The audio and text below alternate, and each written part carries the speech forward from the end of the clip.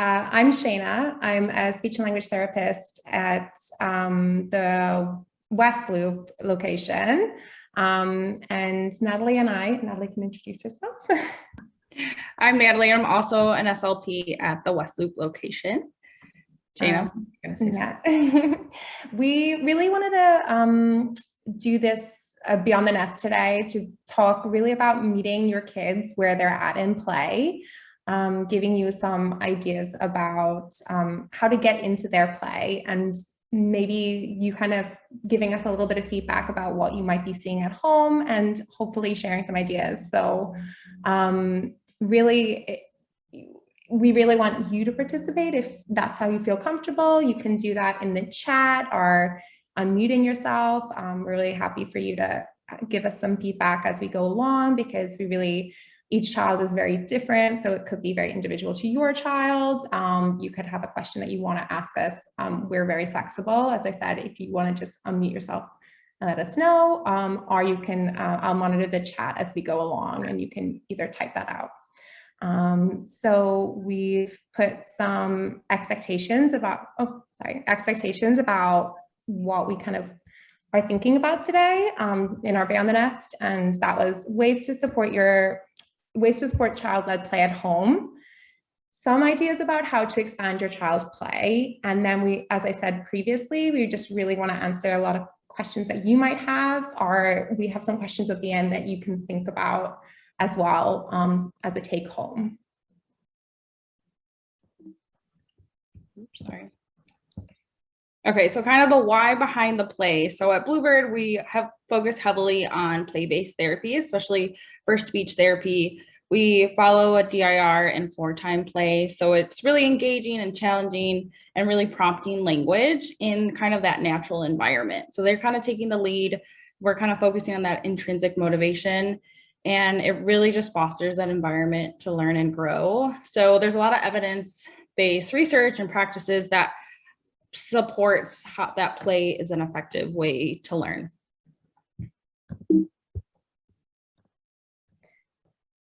Okay, so this, we put out this slide to kind of say what we might be experiencing at home. So my background as a speech and language therapist or pathologist here is very much parent training. And Natalie and I have kind of guided this in things that I've come across in my professional career and things that parents have said to me. And previously through my work with more of a parent-led environment, or a parent as being the agent of our therapy, or the person that I deliver therapy to, and then they take this home and play and do their therapy with their kids, is that these are the questions that I've kind of found. And a lot of parents I used to work with would always be like, well, why is my child not joining me in play? Or I'm trying to play with my child, but actually they get very frustrated, or they're moving away, or they're taking their toys and moving across the room,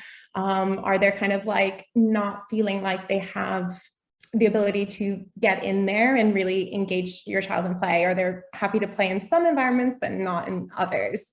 So I thought it was really good to us to think why they might not be letting us join their play. So this isn't really uncommon, and sometimes a lot of it can be due to trust in play. And we sometimes place a lot of demands on our child with play. Oh, put this in the red one, or what color is that? Or can you name all of these? Or what do you want? Or what should we do next? And we can place a lot of demands and require our kids to share toys. And sometimes we know turn taking is really hard, or sometimes we can change the plan they can have for their play. So it's kind of interesting in a way to think about it as not on us, like, oh, why they don't want to play with me, more to do with why they might not want you there in some ways, or why they might be moving their toys. I don't know whether anybody wants to share, or anybody feels sometimes this is how it is with their kids at home, or some of you might be like, that's never the case, my kid wants to play with me all the time. But feel free to share that if you want. I know that there's Yeah, there's somebody who said in the chat saying that's my son. He thinks I'll put him to work, which is completely true. And it's exactly what we do in clinic. We're putting them to work a lot of the time, but it's trying to find that balance of finding how we can get in there without putting that pressure or adding and placing those demands, because we actually might find that there is a little bit more flexibility within play if we change how we interact and engage in that play. So we're going to talk about that a little bit more. So kind of just following, so kind of to piggyback off of that, in therapy, a lot of what we do is just following their lead. So following your child's lead, what do we do? So a lot of times we observe the child and we're observing what they're doing and kind of letting them guide that interaction. So whether they're playing with a farmhouse and if they're just stacking it up, we try not to place as many demands, and we really focus on it being engaging and playful and something that they truly enjoy. So we don't always want to require them to use their words. Instead, you can comment or like, wow, look at the big red barn, like it's so tall. Instead, so commenting and using that appropriate language just to kind of model more language and just different situations on how they can build from that play scheme that they may have. Shana, anything you wanted to add to that? No, I just think that this is the strategy that I think, use to get into a child's play is really taking on board their ideas and seeing what they're doing and how we can include ourselves in that.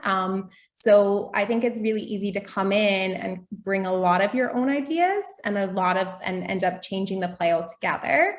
And I know, like, I do that sometimes because I'm like, oh, well, this is what we could be doing with this. It's a farmhouse. We should be putting the animals in and making them eat and taking them to bed. Whereas actually you could have a kid that's like, has a whole different idea, and you've come in and changed what they were doing. And they were actually just really enjoying opening and closing or taking the one animal in and out, or actually they were just enjoying the feel of the different textures of the house. So actually we have to see what your child's doing. And I don't know whether anybody's attended or done Hanen-based stuff, is that this is a lot of the pausing aspect of it and kind of looking and seeing, okay, well, what is making my child really excited and what are they doing? Are they lining up?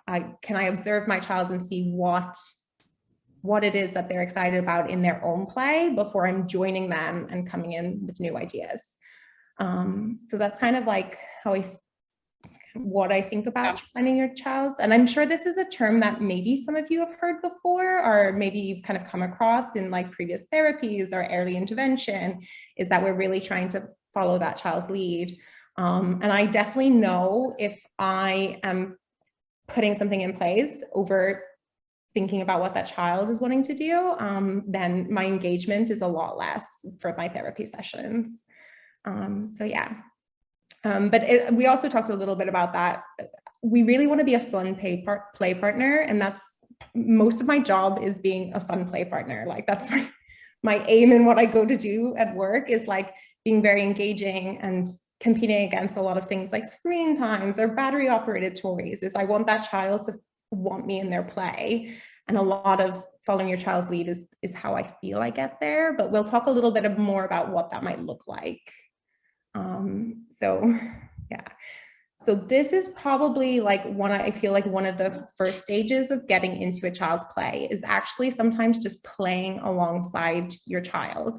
Parallel play is something that we see in children for a long period. So like actually if they were playing with their peers, we're going to see parallel play for a good while. If our child has delays with their play, with their communication, with other skills, we might see this slightly longer period. So that's why it's actually a really important part to keep introducing within our play, is because sometimes your child might be a little resistant to joining you. And I definitely use parallel play a lot in clinic, where either I've played really like that child has want me in their play, but they mightn't want me in their play for a whole hour. So sometimes there's periods where I might think, oh, this is another really cool toy. I'm going to be really engaged with this and play alongside, but not always kind of putting demands or getting in there or being assistant in their play. But actually what I find with it is that sometimes it will draw your child to your play. They're like, actually what they're doing is really interesting. As we know in terms of play and development and language, imitating and copying is how we learn most skills in life. That's kind of just how it happens. Is so parallel play and them seeing us play is a really nice little kind of way of showing what we can do, or modeling that we do like play and we don't always have to kind of go in on their play. And sometimes you will find that it'll draw your kids to your play and they want to join in, and then it's not like you're joining in their play, they're joining in your play. Or that you might find that it's that time that you're just going to play parallel, and it might just be that kind of situation. But I said you can say with a different set of toys, you can do this with the same kind of toys that they're doing, but just a separate area. So if someone's coloring here or mark making, you can mark make over here. If someone's sending cars away over there, someone's doing a line on one side, could be doing a line on the other side. So the positives of this is really it limits the pressure that you're putting on your child to kind of play or share materials. And the other positives are really like that imitation. So I do think that we're trying out new ideas. And if your child's like, oh, actually, that looks really fun, they might try them out themselves as well. So parallels play just means the same, that parallel park, you're doing it side by side. And I think kind of to add to that, it also helps build kind of that trust. So kind of like someone commented earlier, like they think they're going to be put to work. We're like, no, actually play is fun. Mm-hmm. So kind of that parallel play helps, like, oh, like they do want to play. They do want to do something fun. I'm not going to be working. So that alongside, I always enjoy parallel play because I also feel like it's an important part to just building their trust. Mm-hmm. So then expanding their play. Yeah. And do you want to touch on mouthing, Shana? Yeah, so I don't know whether a lot of you do see this at home. I know there's quite a few kiddos in clinic that mouthing is still one of their areas of play. So if we think about it, you know, a lot of our nerve endings, our mouth is a hot spot for activity. So basically, as you know, a lot of kids in very early newborn to like, you know, well, not quite newborn, like 6 months, will put things in their mouth, and that's their way of exploring a lot of items. Again, with our children that have communication delays or other delays or difficulties, this can be extended for a lot longer than it's a developmental play stage, but we just see it for a lot longer is what I'm trying to say. So this could be something that your kid's quite fixed on, or this could be their only type of play right now. And we're kind of just thinking about how we expand it. So we use the word expand because we kind of said, we don't want to change it. We don't want to like say, oh, well, they need to move to the next stage right away. We're just saying that we're going to accept them and see where they're at, but we have some ideas about how to move that on slightly, or how we can like introduce new ideas that are at a very similar level, if that makes sense. So expanding, it's not changing, it's just adding, if that makes sense. Yeah, and kind of meeting them where they're at. Yeah, exactly. Natalie said it. So actually, if you find that your child is mouthing a lot, I know this can be really frustrating for parents because they kind of feel a little bit like, I know, like my nephew's mouthing everything right now, and his parents are like, no, germs, COVID, everything. And it's like a little bit like, we don't want to do that. And especially with kids in clinic, we share toys. So it's not something that we want to promote for a lot of things, is because actually, you know, that we don't want to be spreading different things. And we know that it's not the best way to play in an environment like that. I do think mouthing and exploring through our mouth has a lot of positive things, but actually we want to give you ideas about what we can do next. So really want to explore through all senses. So if a child is mouthing something, usually I might try and find something really tactile for them that they might want to touch in their hands. If your child's very defensive and doesn't like a lot of things in their hands, or don't like a lot of sensory things, is that you can try that for different things, whether it's like deep pressure or tickles, or like a lot of people games or touching. So like, you know, like one of our kids that is mouthing is everything for him right now is that he does like a lot of that people play aspect. And that's a really nice little stage that is very similar. You're getting all the senses, the auditory, visual, like, the touch. So there's lots of things. Your child, if they're mouthing, is seeking a lot of input probably. So thinking about that in their play is that, do they love you to just squeeze them? Are you wanting to do like a nursery rhyme where you're doing loads of movement and you're rocking back and forth, or you're singing different songs and you're kind of like jiggling or doing different things. So you probably know by now a little bit about your child's sensory profile. If not, I'd also reach out to your OTs because they'll have a really nice idea about what they really like and what stimulates them really well. So actually just talking it through, that mouthing is trying to explore in lots of different senses. So just that's kind of what I have to say about that. But again, I think it's an important stage, but also we can think about it. We're not saying joining in with the mouthing. That's not, that's the other end. We kind of want to keep it safe as well, but actually we think about that and thinking, okay, well, what is that? Another nice thing that we've done is like, if they're like squeezing and touching Play-Doh or shaving foam, if they really don't like that messy, is like dry, crunchy stuff sometimes, or even those touch and feel books. They don't have to, you don't have to read the book, but you like just kind of thinking about different aspects of their sensory needs in that sense. So I'll move on slightly to throwing and filling. So I don't know whether any of you are seeing a lot of throwing at home either. It's mostly we see throwing when a child doesn't really know what to do with toys. And I'm not saying throwing at you, more to do with, they're kind of like, so anything like maybe like throwing items or banging items together. So mostly when we see through that mouthing stages, we'll start to see kids banging or relating items together and throwing, and either emptying or filling is another thing that we kind of might see, but mostly emptying.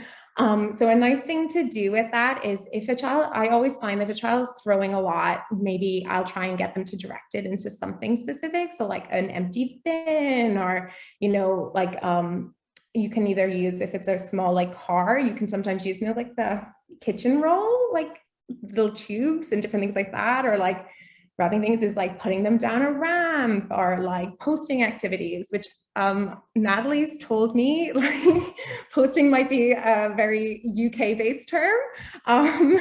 So really what I mean by posting is like they're putting it through something, they're hiding something. So it's almost like that kind of shape sorter aspect thing where you're putting something in and it disappears and then you're getting it all back.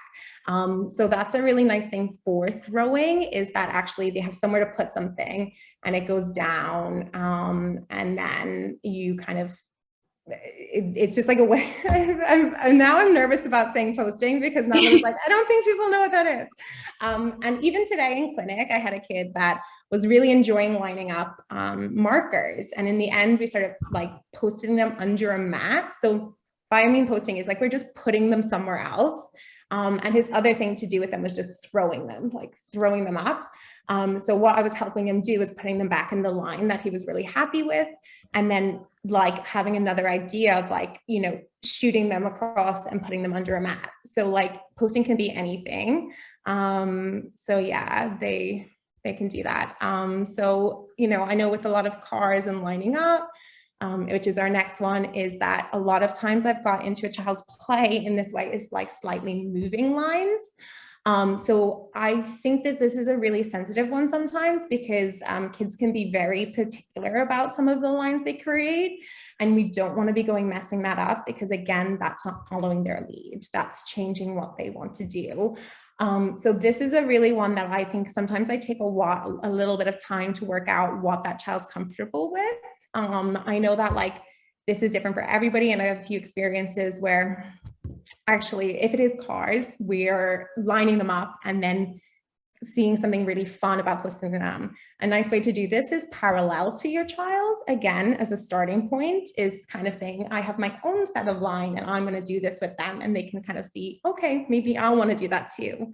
Another thing is that I've like really got into one of my kids' play who was really, really loving the lining up, and I found it really hard to get in initially. And what we started doing is moving the whole line. So trusting that I was going to put it back in the same place, or like putting it into a different position. So like, I know I did it in one of the gyms in school, in clinic, is that like we ran and he really loved the running across and putting them in the same place, but the same positions, but in a different place. Or, you know, another thing that we can do to move on from that, other than just moving, is something like building and stacking, because that's a play stage after, kind of, it's like another thing to do. So stacking is a really nice thing. So if it's blocks or they put it in, even if it's puzzle pieces, sometimes you can stack whatever it is. It doesn't have to be specific, a building block to stack things. So when I mean stack, I'm just putting it on top of one or the other. It's just something different. A lot of these things, I know that sometimes children really can find that flexibility in play a little bit different. So like they don't want to change how they're doing things, which we're always like trying to respect, but also we're kind of thinking play gives us a lot of good experiences. It works on our flexibility of thought. We can work on dealing with things that haven't gone quite right. You know, and we can like work through those things. So actually working on our flexibility within our play gives us a little bit more flexibility in our everyday life, if that makes sense. So they're definitely a transferable skill. So that's why I think that this is a really nice thing to be very sensitive about, but also try a lot of different strategies. I don't know whether this is going on at home for anybody. If anybody, I'm just going to check the chat and see what's going on. But is anybody want to share about lining up, or have any comments or questions? It's okay if not. I'm a chit chatter. I can work through the silence. Oh, one second. We just have a question. Oh, Natalie's already answered it. It's okay. That's okay. Did you want to add anything about like that reorganizing or moving lines or building, knocking down? Yeah, I think this is a perfect example where parallel play can really be beneficial too, of just even helping if they're really into their lining up and sorting, and you're kind of mimicking that too. It might cause some just curiosity from them on their part, and kind of that intrinsic motivation. So parallel play, I have found, has also been really helpful, especially those kiddos that are really into their lines, and just kind of watching at first. Again, always like back with the trust, seeing like, hey, like they have other ideas. Just getting them to watch sometimes is also helpful.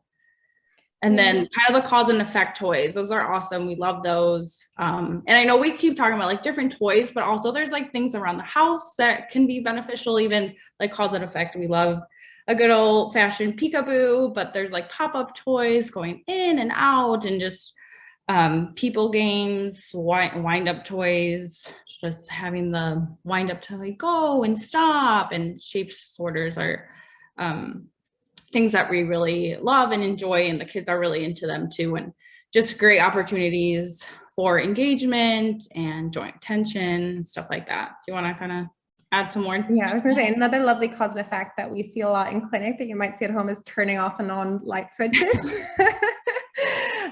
So sometimes we try to say no to that in clinic for the effect of the wider class, I guess. But cause and effect can be anything in the house, and like whether something's turning on, the wash machine, people love stopping and starting things.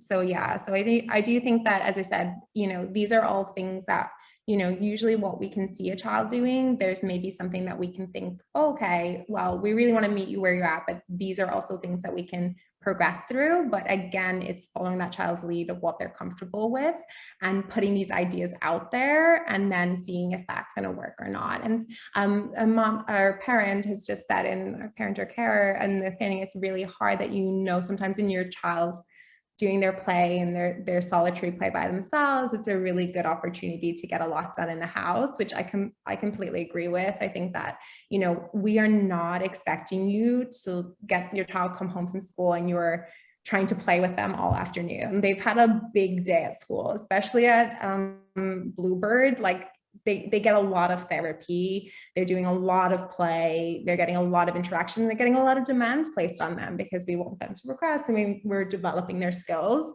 Whenever I used to do a lot of parent training, I used to do like a course, and what we always said to parents is do what you can. It's not like we're expecting, and this play is slightly different when we're saying, look, we're not expecting you to do it for like sit and play with your child for an hour whenever you have other kids and you have other things to do. And actually, that's not what we're saying at all. I'm just saying that, if there's a time or there's an opportunity, this is things that we could be thinking about to make that as impactful as possible. But actually, in the same sense, we just want to give you ideas, and I completely respect that. But we do also have to home in that idea that play and interaction is giving a lot of foundation skills for our learning, a lot of skills kind of that they're going to develop and need. So actually, play is a really good vehicle for it.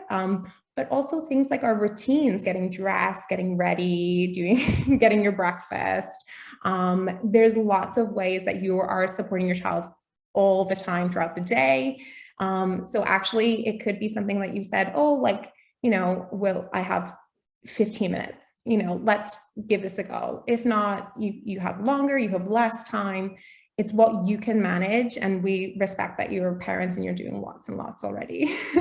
But I know you said it's a special and rewarding time, but honestly, the reward I feel when I feel like I've entered a child's play and they really want me there, it's something that you definitely go back to the break room and you're like, oh my goodness, guess who really wanted to play with me, and they just wanted more and more, and they'd or sometimes you're kind of like, oh, like a child today, we were doing some play, and we're really working on it because it's a child that would usually prefer solitary play, and sometimes our children really do prefer solitary play, but actually we really want to develop a lot of that interaction and wanting us there, and those different skills around it. And there was a point where he's really he needed my help in his play, so he was like, I'm happy for you to come in and be my help partner. So really it just involved me placing the balls. It was one of those whack-a-balls, and it came down a thing. It really just involved me placing balls in different places, because if he placed them, you have to place it a certain way without it dropping, and he found it really hard to do. So I was like, okay, he was like, I need you, you're here. So the fact that he let me in just because I was there, which was really good. And so at one point then I took a turn. So I took my way out of just placing the balls, and I was like, I wonder what he's going to do if I take a turn, if I pop a ball down. And he didn't like it, obviously. He literally lifted the whole item up and moved across the gym and pasted it back down.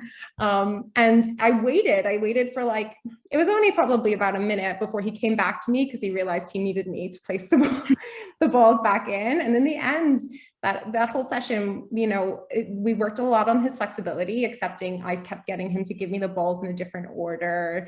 I sometimes accidentally dropped it in the way he was doing it, so that he didn't work out the line. And I was trying to get him to put the ball in by having the ball lined up properly, so that if it dropped in, it wouldn't fall. So I was kind of showing him my failures in the play, because I think that's also something kids don't also see, is that we're able to do everything so well because they're kids' toys. Whereas actually that can be a really nice experience as well. But yeah, so we're just saying, if you have time, or if you're thinking about it, or you're kind of like, oh, they're really enjoying that toy, I wonder if I sit down for 5 minutes with them, would that be? So yeah, we're not putting you to work. But yeah, does that kind of answer your question a little bit about how to expand? Does anybody have something that their child's doing that they want to talk to us about, or that any questions or little? That's okay. What we also really wanted to home in is that all play is okay. We might see play that's slightly different than what we expect. Sometimes I take toys out in clinic and I think that they're going to be played with in a certain way, and that's not how we end up playing with them, because that child has different ideas, and I want to reward their ideas, or reward their thinking, and say, oh, that was a really good idea, let's do it, as long as it's safe. Sometimes our kids don't always, so I'm not recommending doing anything like jumping from really high things and you're copying it, or just anything that's not super safe is not what we're saying. But a lot of play is okay. So a lot of our friends in clinic and a lot of our kiddos maybe don't play with things in the same way that we think they're going to play with. So I've put a few examples here. The flowers are pictures I've taken in clinic. The other ones are kind of ones just found online. The top boy is posting. So an example of what that actually means is just putting something in something else.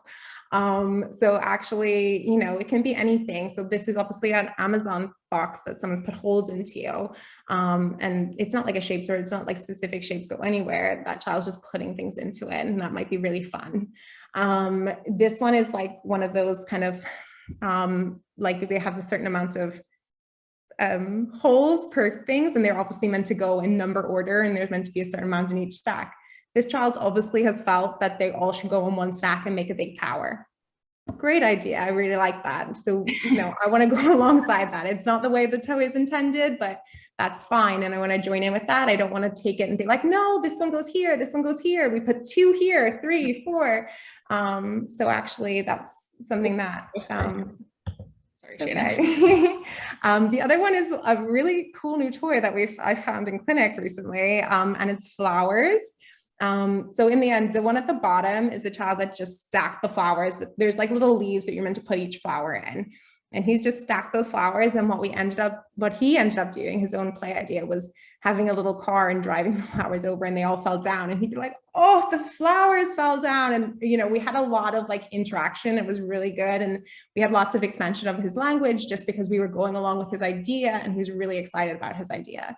Another child, the different one with the flowers is that you can see it's not the best picture, but you can see on one side, he's doing his flowers, and at the other side, I'm doing my flowers.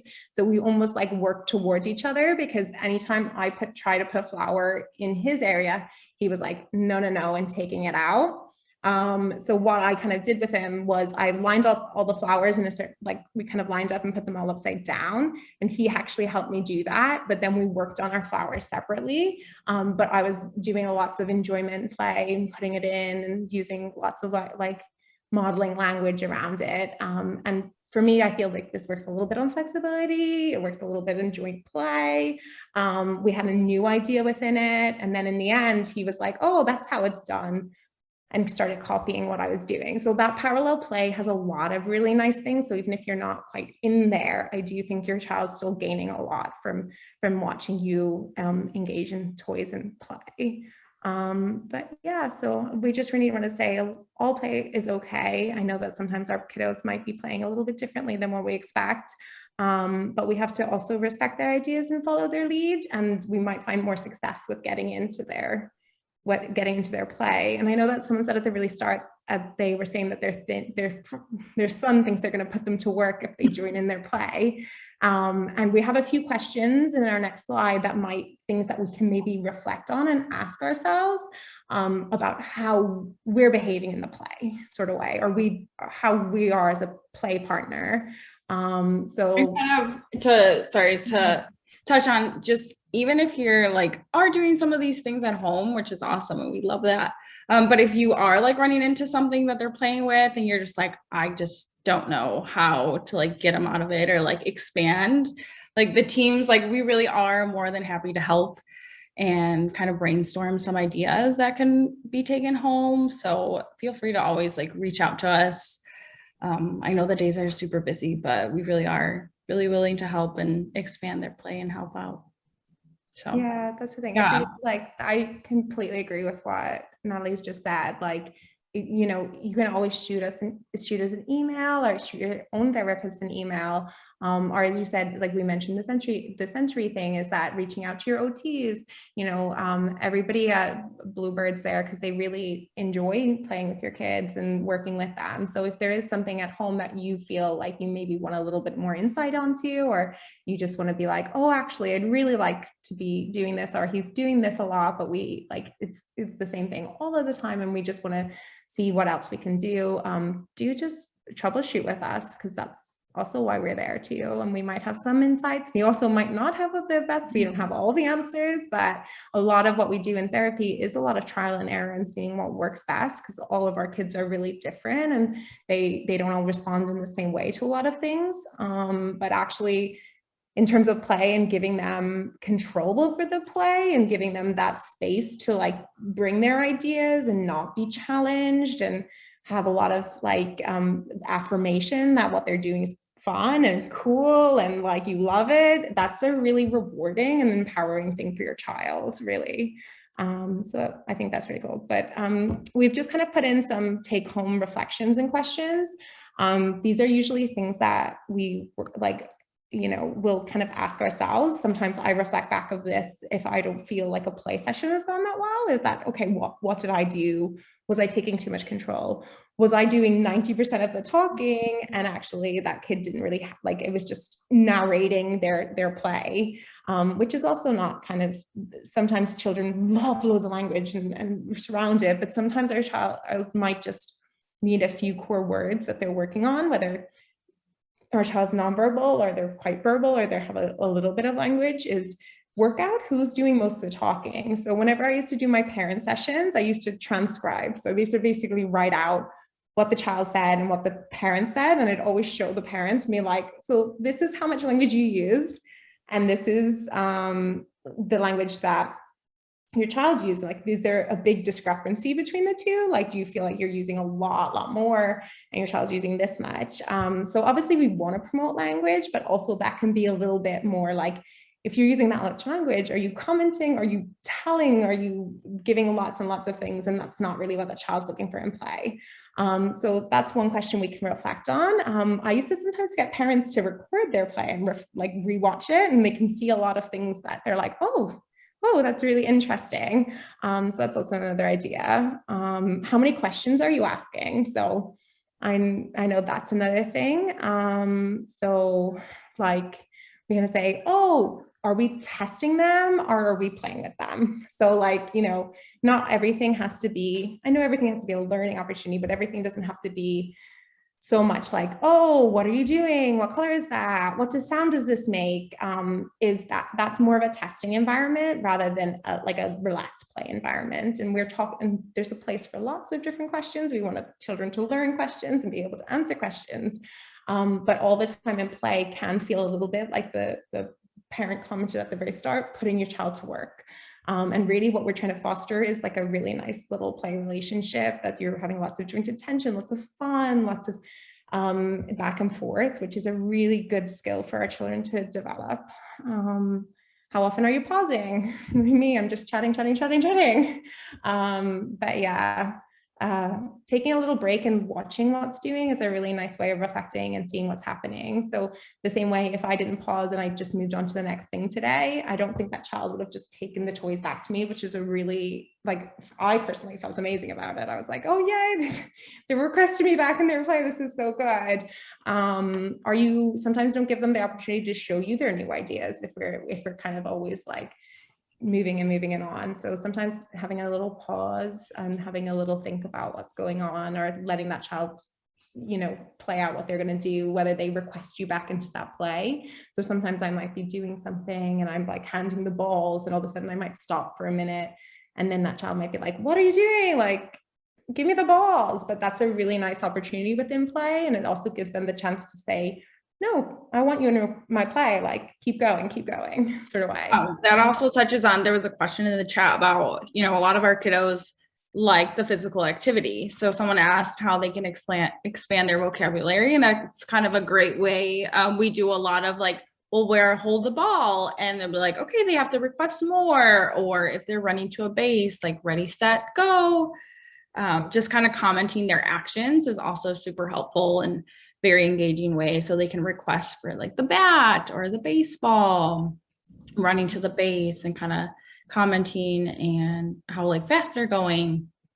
Do you want to add to that, Shana? No, I think that's really good. And I think that there's quite a few kids in clinic that I'm like sweating at the end of the session, because it's not toys we're doing. We're literally running up and down. We're like doing races, we're doing jumping. And if baseball, I know nothing about baseball, but as you can tell, I'm not from the US, but anyway, it's things like, I always like to give a little bit of forced alternatives. If your child loves doing physical activity, you know, always giving that forced choices. Mom hit, whoever the child's name, hit? Or, should we hit the ball hard, or should we hit it really soft? Should we go far? Or should we just do it to the tree, or should we do it to here?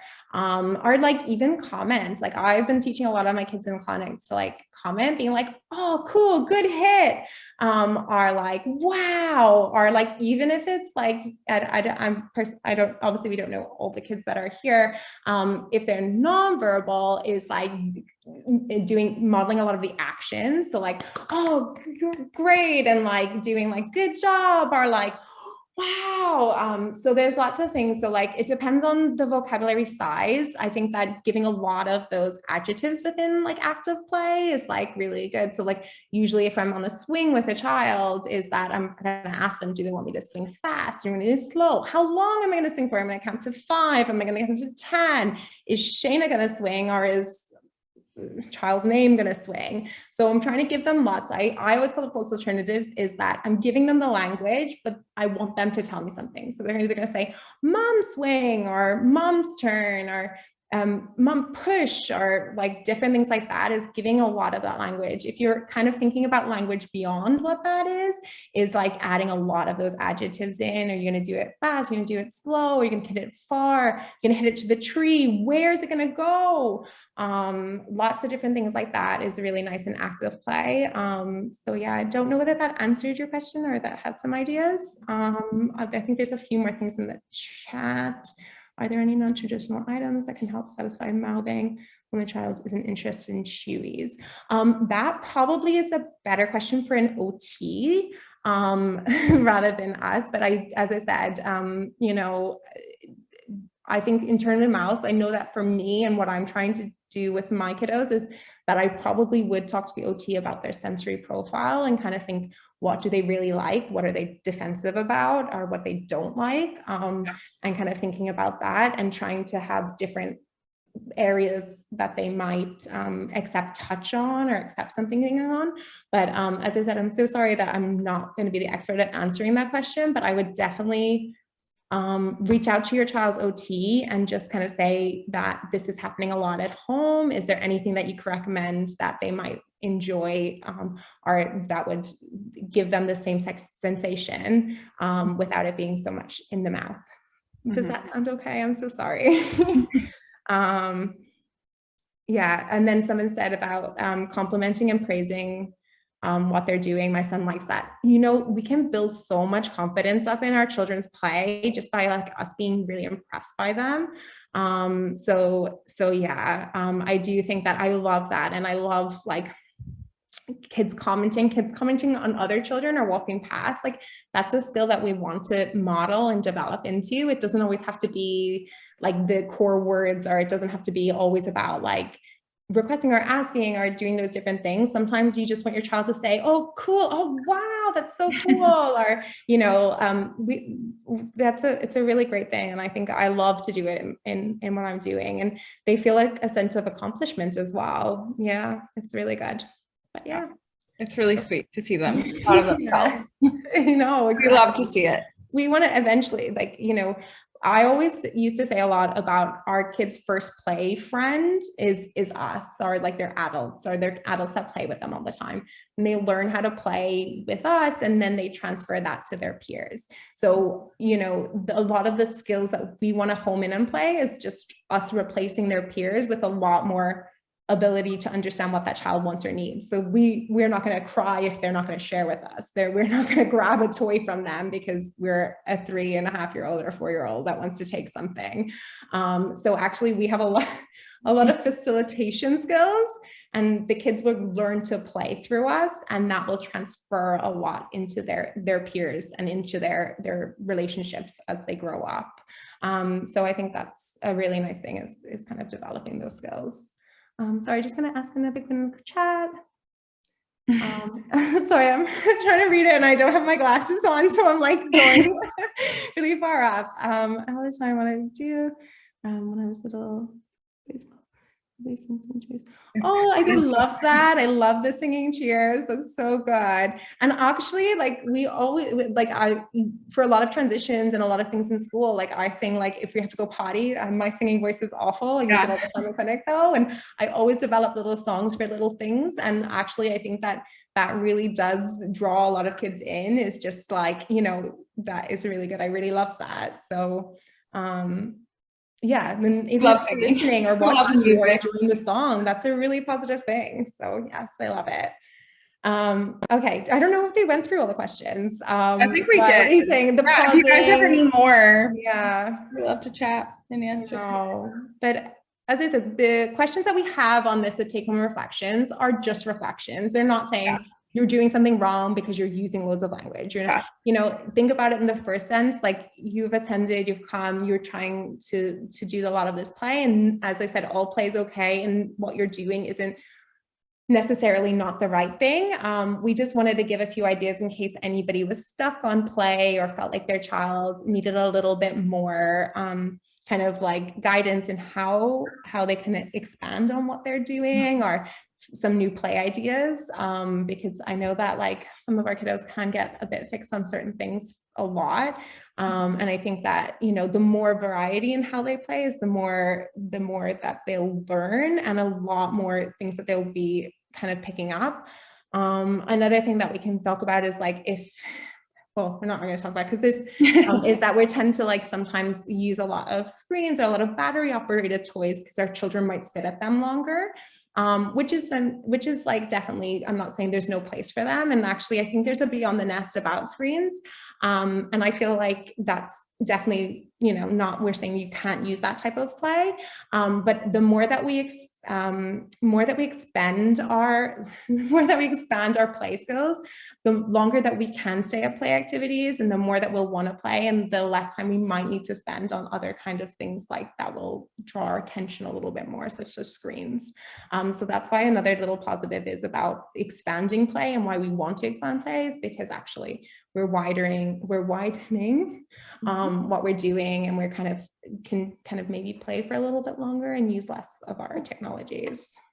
There's another question that came up, and just talking about how we engage with our child when they avoid or the lack of eye contact. And so we talked a lot about parallel play, and Shana gave a good analogy. It was like, it's literally like parking, like parallel parking, where you're beside them playing in something engaging, and they're kind of doing their own thing and kind of growing from there, and being super animated and commenting a lot, and just kind of really showing that you're enjoying like what you're playing it in, and kind of develops a sort of curiosity. Yeah, and I think another thing with that is that a lot of our kiddos in clinic do have that lack of, I'm going to say it's that's not how they're communicating right now. But I do feel a little bit like that's something that we can try and naturally build in, rather than it be very much like, oh, wow, you have to look at me for these things. So like, I know that I use a lot of things where I draw toys up to my face. So if I'm going to put something in, I might draw it up to my face, which is already bringing their attention up to my face. A lot of times that pausing brings a lot of contact. So it mightn't be direct eye contact, but they're going to look at me like, you've built in a routine with me. You're pretty consistent at putting these balls in or sending these cars down the ramp, and you've paused and you've not done it. And so that's another thing. So actually, it's not something like that I'm going to specifically, it's for every child. This is really different. I do believe that a lot of children that we're starting to play. So can you help me? I'm trying to so a second, let me just get this right. So the eye contact, no, I think pausing is different than stopping. It's kind of seeing whether, so I know with a lot of eye contact and different things is that I like to build in routines within play. So the more routine that I have, the expectation is there. So whenever I'm suggesting pausing within it, it's kind of seeing, I'd wait a few seconds and see if my child or the child does anything to get me back into that, or different things like that. Or, as I said, drawing things up to the face, the people games. So actually, it might essentially be a toy, but actually with a lot of people games. So that kind of like tickles are like doing movement activities with them, or like making them bounce, or kind of doing like a round and around, and like doing those different things. The kid will do something to, if they're engaged in that play, do something to get you to continue. So you can use that, and you can kind of say, and wait and see if that child looks at you. If they use the eye contact for that to continue, that's a really good way of building that in. Your child might not do that. So actually sometimes we can do actions where, like, sometimes if a child wants to continue, I might like do a clap to go, ready, let's start again. And that child might do a clap. And actually what I like to do a lot for that is giving a lot of choices and toys, and kind of giving a lot of opportunities to use my face or to draw things to my face, because that's how we're going to develop eye contact. There's no specific toy that we're going to use that's going to get them to just look at us and use that in a way. Sometimes another way of doing it is like actually developing a little bit of eye gaze and pointing. So actually just kind of using a lot of that yourself, is that actually, whether that engages them or starts them to use a little bit more tracking within the way that they're using, and like pointing with their eyes, or, oh, what things do you want? Or, oh, I can see you're looking at this, and joining a lot with that. I know that a lot of people want that in like kind of goodbye and hello. And like I hear a lot of prompts like, oh, look at me and look at this. You want to draw that child in by your animations or your actions or your play, rather than a very like a prompt saying, look at me, because we really want it to be intrinsic. And we're trying to build that in the same way. If that child's not going to do that or feels really uncomfortable with that, we'll try our best. So I do feel like if you're getting in there and following their lead, I feel that the child's more likely to kind of give you a lot more like joint attention, which is something that I probably think is very useful for a child. It might necessarily be a stop and complete stare in your eye, but you're engaged in the same thing and you're looking at the same thing, which is a really nice stage to develop a lot more of that eye contact. But I don't know if that answers that specifically. And I'm really happy to kind of like chat to you further in a different way, because I'm not sure if I'm getting it completely right. But I think it's something that we can try and foster within our play, but it mightn't always be something that we're going to like, he's just going to, or she's just going to stop and be like, oh yeah, you've paused, I'm going to look at you. But it's something that we can try and develop into a routine. So I do feel like I get more eye contact whenever I'm built into a routine, and I take some pauses and I kind of like buy that child in with my play, but it doesn't always mean that that's exactly going to happen that way. I don't know if that answered it. But yeah. Does anybody have any other questions? Or, as we always said, that we're happy to answer anything more specific, or reaching out to us or your usual speech and language therapists, or, as I said, there's some OT related questions that I always recommend, definitely reaching out to your OT too. I hope you guys found this useful. As we said, it's kind of like a little bit, all your children are slightly like doing their own thing and different, and we're just using a few general things that we know work for us in clinic or have some evidence base behind them. But obviously, if there's anything more specific or you need to do anything, please do let us know. Yes, thank you. For tuning in on this beautiful day. Hopefully I know everybody should have been at the park. I wish we were. No, this is great. Perfect. Okay. I believe I know email. Yeah, I think it's being recorded, and I think it's being recorded and be added to the website. I know there's previous ones on that. So yeah, I'm nearly sure. Yeah, the recording will be recorded and it'll be added, so we can all watch it back. But yeah. Thanks, everyone. Oh, thank you.